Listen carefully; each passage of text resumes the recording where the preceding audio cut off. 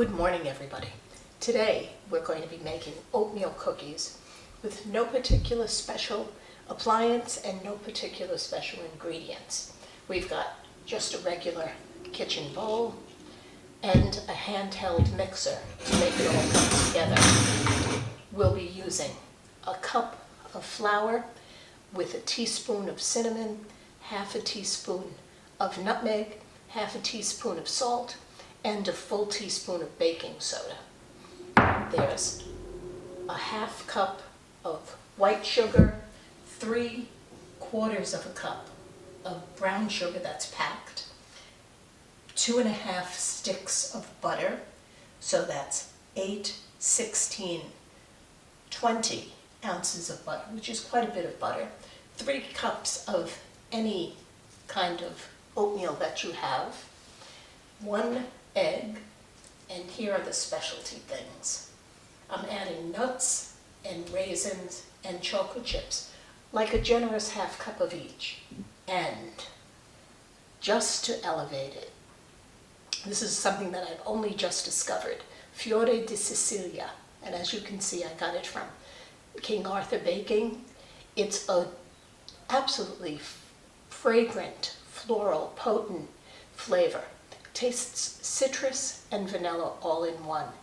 And you taste it immediately and say, wow, what did you put in this cookie? What did you put in this cake? So let's get started. We're going to cream the butter with the sugars. So I'm going to add the white sugar and whip it till it's nice and light and fluffy.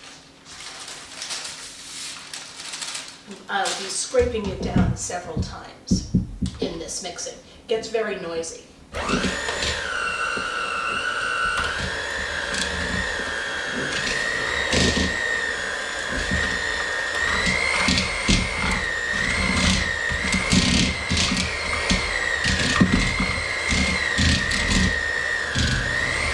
you can't do it too fast or the butter will fly all over the kitchen.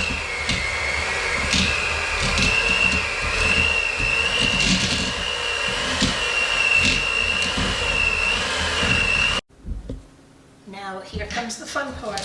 We're going to use a scoop, and I like a flattened scoop, and put these on a cookie sheet. I've set the oven for 375, and we're going to bake away for about 10 minutes, and then we'll check them out and see. Some people like really crispy oatmeal cookies. I like mine crisp. Some people like oatmeal cookies to be soft and chewy. So some of these will come out a little bit sooner than others to have the whole range of crispness, leaving plenty of space in between these. They will spread, but they'll find a nice roundness to them. Now, my camera battery died while I was mixing them, and the batter I really wanted to show you was the thickness and the density of the batter. It gets to be really hard to mix, even if you were using your KitchenAid electric mixer. So when you finally put in the oatmeal and all of the nuts and raisins and chocolate chips, you really have to mix it by hand as if you were making meatballs, because it's that dense, and it's really not unpleasant. You know, you want to feel that each part of it, of this dough, is going to come with some of all of the goodies that are in it. You see, it's very chock full.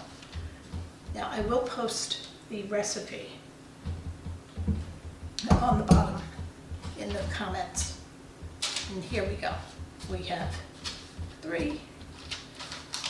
We've got a dozen on each tray. So this is a little bit of a process. It'll take about an hour to get all of the batter dough. It's actually a dough, it's not a batter, it's not loose. It will take about an hour to get this all done. If you don't have time to bake all of this will last in the refrigerator as refrigerator dough, and you could just cook it as you want. All right, be back as they're baked. Yeah, move it to this guy. There we go. See you soon. Here we have 4 trays of oatmeal raisin chocolate chip walnut cookies. Best cookies in the whole world. 1, 2, 3, and here's 4. They're going to cook at 375 for 10 minutes because I like them a little crispy. We'll rotate the racks and let them rest for a bit.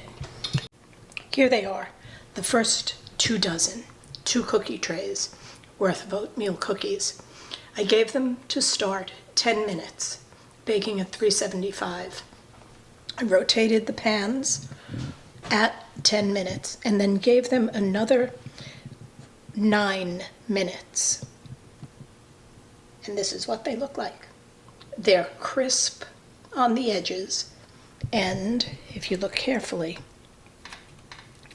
this one is just chewy in the center.